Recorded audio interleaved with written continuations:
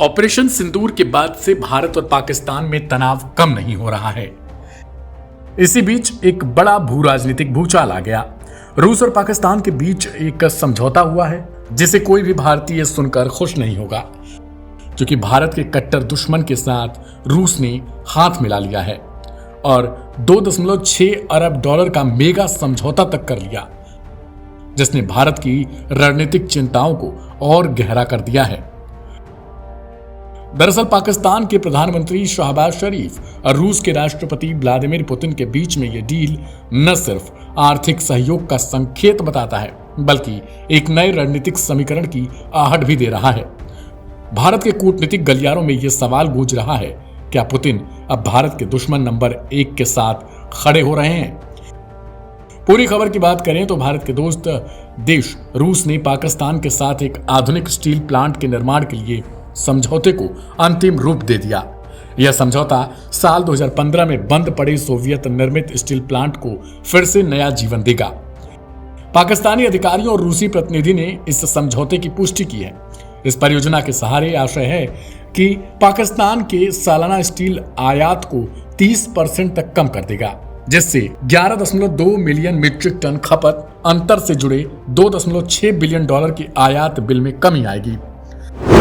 पाकिस्तान के निकम्मेपन से डूब गई थी कंपनी। बता दें कि कराची में फैली 19,000 एकड़ जमीन पर बनी पाकिस्तान स्टील मिल्स यानी PSM 1973 में सोवियत तकनीकी सहायता से शुरू की गई थी। कभी 1.1 मिलियन टन स्टील उत्पादन क्षमता वाली ये मिल कुप्रबंधन और पुरानी तकनीकी के कारण धीरे धीरे बंदी की कगार पर आ गई और घाटा बढ़ते बढ़ते 2.14 अरब डॉलर तक पहुंच गया। अब उसी जगह पर पुराने औद्योगिक इतिहास की राख से एक नया स्टील प्लांट खड़ा किया जा रहा है। करीब 700 एकड़ जमीन पर बनने वाली यह नई मिल 1.4 अरब टन की अनुमानित घरेलू लौह अयस्क भंडार को संसाधित करने के लिए तैयार की जा रही है। भारत के लिए चिंता का विषय क्यों? विशेषज्ञ चेतावनी दे रहे हैं, अगर रूस और पाकिस्तान की दोस्ती आगे बढ़ी तो आने वाले समय में यह सैन्य सहयोग, ड्रोन तकनीक और ऊर्जा आपूर्ति जैसे क्षेत्रों में भी दिख सकती है। क्या इसे पुतिन का नया पाकिस्तान प्रेम कहें, या फिर भारत रूस रिश्तों की नींव हिला देने वाला एक नया प्लान? या फिर भारत अपनी रणनीति से इस समीकरण को संतुलित करने में कामयाब होगा? आगामी हफ्ते और महीने दक्षिण एशिया की कूटनीति में निर्णायक साबित हो सकते हैं। फिलहाल आपको बता दें कि पाकिस्तान और भारत एक दूसरे पर आरोप प्रत्यारोप लगा रहे हैं। इसमें भारत साफ तौर पर यह कह चुका है कि पाकिस्तान आतंकियों को भारत को सौंप दे या फिर वो भारत की तरफ से की जाने वाली स्ट्राइक के लिए तैयार रहे।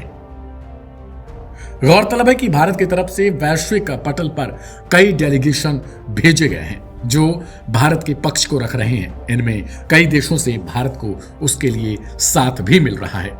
फिलहाल इस रिपोर्ट को लेकर आपकी क्या प्रतिक्रिया है, कमेंट बॉक्स में लिखें। ढेर सारी खबरों के लिए सब्सक्राइब करें लाइव हिंदुस्तान।